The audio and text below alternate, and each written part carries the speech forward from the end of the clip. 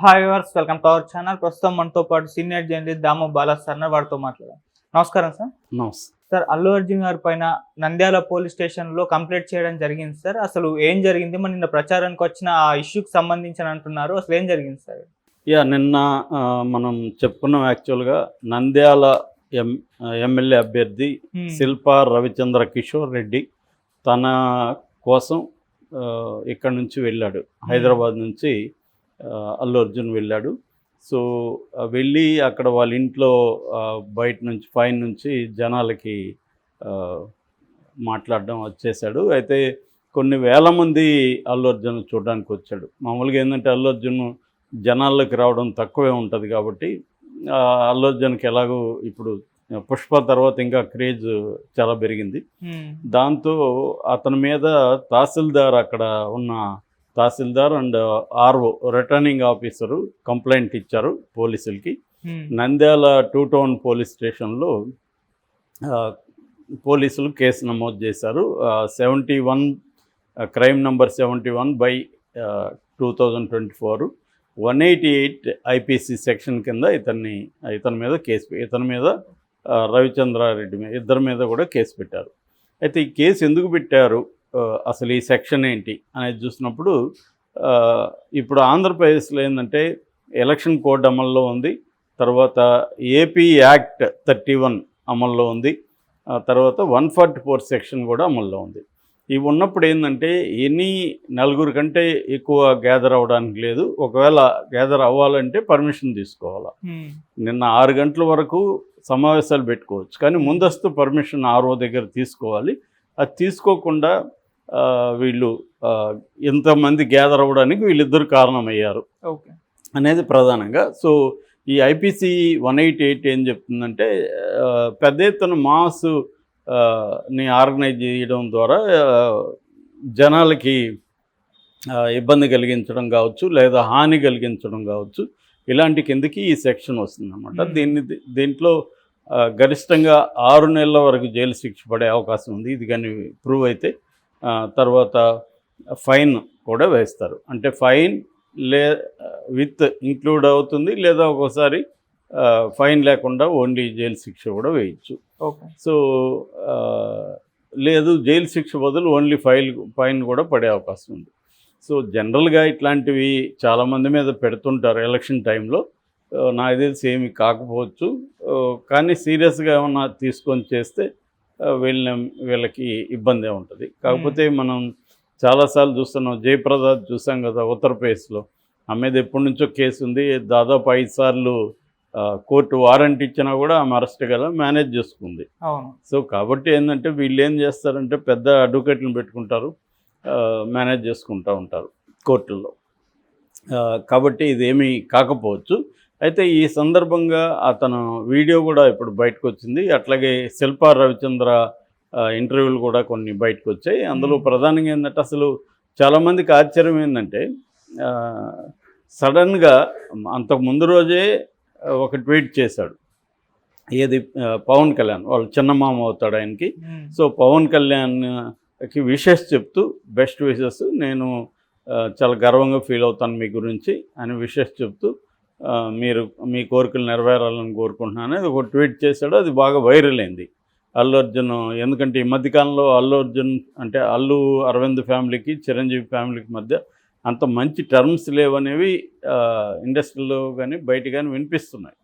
దానికి తగినట్టే వాళ్ళంతా కలిసి ఉండడం అనేది తక్కువగా ఉంది. అసలే ఇవన్నీ కాదు, ప్రతి ఫ్యామిలీలో ఏవో ఇష్యూస్ ఉంటాయి. అందులో వీళ్ళది సినిమా ఫ్యామిలీ, ఇటువైపు number of heroes Chiranjeevi family నుంచి బాగా పెరుగుతున్నారు. సో ఆ యాంగిల్లో ఏదో ఒక ఇబ్బందులు అయితే ఉండొచ్చు, కానీ అది పక్కన పెడితే పవన్ కళ్యాణ్కి మద్దతు ఇవ్వడం అనేది అందరికీ ఆశ్చర్యమైంది. ఆశ్చర్యం తేరుకోకముందే ఇంకొక షాక్ ఇచ్చాడు. సో ఒక పక్క పవన్ కళ్యాణ్కి మద్దతు ఇచ్చి, ఇంకొక పక్క వైసీపీ అభ్యర్థికి పోయి ప్రచారం చేయడం. ప్రచారం అంటే ఆయన ఏమి ఊరేగింపులు వెళ్ళలేదు, కానీ అది ఒక రకంగా ప్రచారమే.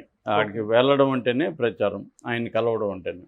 సో అట్లాగే మీడియాతో కూడా మాట్లాడినప్పుడు కూడా రవిచంద్రారెడ్డి గురించి చాలా గొప్పగా మాట్లాడాడు. మామూలుగా అయితే ఎవరైనా గెలిస్తే 3 నెలలు 6 నెలలు నియోజకవర్గంలో ఉండి మళ్ళీ మాయమైపోతారు. ఇతను అట్లా కాదు, 24 అవర్స్ అందుబాటులో ఉంటాడు. సో ప్రజలకి ఏ సమస్య వచ్చినా ముందుంటాడు. ఇవన్నీ కూడా చెప్పాడు. సో ఒక రకంగా ఆయన్ని గెలిపించమని చెప్పినట్టే. సో ఒక పక్క పవన్ కళ్యాణ్ ఉన్నాడు. పవన్ కళ్యాణ్కి సంబంధించిన జనసేన అభ్యర్థులు అన్ని చోట్ల ఉన్నారు. అలాంటప్పుడు ఒక వైసీపీ అభ్యర్థికి ఈయన చెప్పడం అంటే వైసీపీతో ఉన్నట్టే కదా అన్న ఒక నెరేటివ్ జనంలోకి వెళ్ళింది. అయితే ఆయన దాన్ని కూడా క్లారిఫై చేశాడు మీడియాతో. నాకు ఏ పార్టీకి సంబంధం లేదు, మా ఫ్రెండ్ ఇక్కడ నిలబడ్డాడు కాబట్టి మా ఫ్రెండ్ కోసం నేను వచ్చాను. ఆయన అసలు నన్ను ఎప్పుడు కూడా రమ్మని కూడా అడగలేదు. నా చాలా క్లోజ్ ఫ్రెండ్ అయినప్పటికి కూడా ఆయన అడగచ్చు, వచ్చి నువ్వు నాకు ప్రచారం చేయని, అయినా కూడా ఆయన ఎప్పుడు అడగలేదు. నేను వస్తానంటే కూడా వద్దు, ఎందుకు ఇబ్బంది మీకు అంటే కూడా లేదు, నేను వస్తానని చెప్పి వచ్చాను అని ఆయన చెప్పాడు. అట్లాగే రవిచంద్రారెడ్డి కూడా నాకు ఎప్పటి నుంచో అయిన ఫ్రెండు, ఈయన అప్పుడప్పుడు కలిసినప్పుడు మేము చెప్పేవాడు, నువ్వు ఈసారి నిలబడినప్పుడు నేను వస్తాను, క్యాంపెయిన్ చేస్తానని చెప్పేవాడు. నేను సరే అనుకున్నాను. బట్ ఈసారి ఏంటంటే జనసేన పోటీలో ఉండడం, క్యాండిడేట్లు నిలబెట్టడం ఇవన్నీ చూసినాక నేను వద్దనుకున్నాను. అందుకని ఆయన్ని పిలవలేదు. తనకి ఇబ్బంది కదా, జనసేన ఒక పక్క పోటీ చేస్తుంటే నాకు సపోర్ట్ చేయడం అంటే తనకి ఇబ్బంది అనేది కూడా అన్నాడు. ఆయన అడిగినప్పుడు మీకు ఎలా ఫ్రెండ్ అని కూడా అడిగారు. చాలామందికి ఆ డౌట్ కూడా ఉంది, అంటే ఈయన ఎలా ఫ్రెండ్ అయ్యాడు అన్నప్పుడు యాక్చువల్గా శిల్పా రవిచంద్రారెడ్డి వాళ్ళది ఎప్పటి నుంచో పొలిటికల్ ఫ్యామిలీ. వాళ్ళ నాన్న చంద్రమోహన్ రెడ్డి 2 సార్లు కాంగ్రెస్ ఎమ్మెల్యేగా కూడా గెలిచాడు. ఇతను ఢిల్లీలో చదువుకున్నాడు మేనేజ్మెంట్.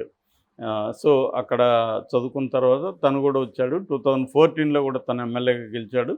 సో తనకి అల్లు అర్జున్కి ఎలా ఫ్రెండ్ అంటే, అల్లు అర్జున్ భార్య స్నేహారెడ్డి, శిల్పా రవిచంద్రారెడ్డి భార్య ఇద్దరు కూడా క్లాస్మేట్స్. సో ఫ్రెండ్స్ అయ్యారు వాళ్ళు. సో వాళ్ళ ద్వారా వీళ్ళు పరిచయం అయ్యారు, ఒకరికొకరు పరిచయం అయినాక చాలా క్లోజ్ అయిపోయారు ఇద్దరు. అంటే వీళ్ళ మైండ్ సెట్ కలవడం, ఇద్దరు కూడా సరదాగా ఉండడం ఇలాగ అయిపోయి ఎక్కువగా వీళ్ళు కలవదలుచుకున్నప్పుడు వేరే విదేశాల్లోకి వెళ్ళడం, లేదా కాశ్మీర్కి ఒకసారి వెళ్ళామని కూడా చెప్తున్నాడు. ఈ మధ్య ఇండోనేషియా వెళ్ళామని చెప్తున్నాడు. అలాగా విదేశాల్లో అయితే కొంత ప్రైవసీ ఉంటుంది కాబట్టి వీళ్ళు అక్కడికి వెళ్ళి వీళ్ళ ఫ్రెండ్స్, కామన్ ఫ్రెండ్స్ కూడా చాలామంది ఉన్నారు మా ఇద్దరి మధ్య అని కూడా ఆయన చెప్పాడు. అంటే భార్య వల్లే కాకుండా కామన్ ఫ్రెండ్స్ వల్ల ఇంకొంత థిక్గా మేము ఫ్రెండ్స్ అయ్యామని చెప్పాడు. సో ఎప్పుడు కలిసినా కూడా అల్లు అర్జున్ సోషల్ యాంగిల్లో మాట్లాడుతుంటాడు. మేము ఎక్కువగా సినిమాల కంటే పాలిటిక్సే మాట్లాడతాం. సో అల్లు అర్జున్ నాకు ఎప్పుడు కూడా చెప్తుంటాడు, నువ్వు నిలబడినప్పుడు ఖచ్చితంగా ప్రజలకి మంచి చేయాలి, ఏదైనా మార్పు తీసుకురావాలి అని నాకు కూడా చాలాసార్లు చెప్తుంటాడు. ఆ సోషల్ అవేర్నెస్ అల్లు అర్జున్లో చాలా బాగుంది అనేది కూడా ఆయన చెప్పాడు.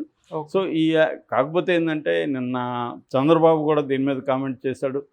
తనేదో వాళ్ళ ఫ్రెండ్ ఇంటికి వెళ్తే వైసీపీ వాళ్ళు నీచంగా దాన్ని కూడా వాడుకుంటున్నారు ప్రచారానికి అని.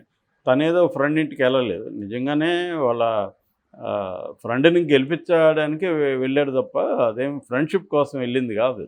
అంటే ఏదో ఇంటికి వెళ్ళి భోంచేసి వచ్చింది కాదు కదా, తనని గెలిపించడం కోసం తన వంతుగా వెళ్ళాడు, మద్దతు తెలిపాడు. లేకపోతే ఎందుకు చివరి రోజు పోతాడు? సో చంద్రబాబు చెప్పిన దాంట్లో ఇది ఉంది, ప్రాబ్లం ఉంది. బట్ రెండో పాయింట్ కరెక్ట్ చంద్రబాబు చెప్పింది. అదేంటంటే ఆయన వెళ్ళింది ఓన్లీ ఫ్రెండ్గా తనని గెలిపించమని తప్ప వైసీపీ అభ్యర్థిగా గెలిపించమని కాదు, తన ఫ్రెండ్ని గెలిపించమని వెళ్ళాడు. ఆ మధ్య కూడా బ్రహ్మానందం కూడా కర్ణాటకకి వెళ్ళి ఒక ఫ్రెండ్ని గెలిపించమని క్యాంపెయిన్ చేసి వచ్చాడు. ఆ ఫ్రెండ్ బీజేపీలో ఉన్నాడు. మరి బీజేపీకి సపోర్ట్ చేసినట్టు కాదు కదా బ్రహ్మానందం.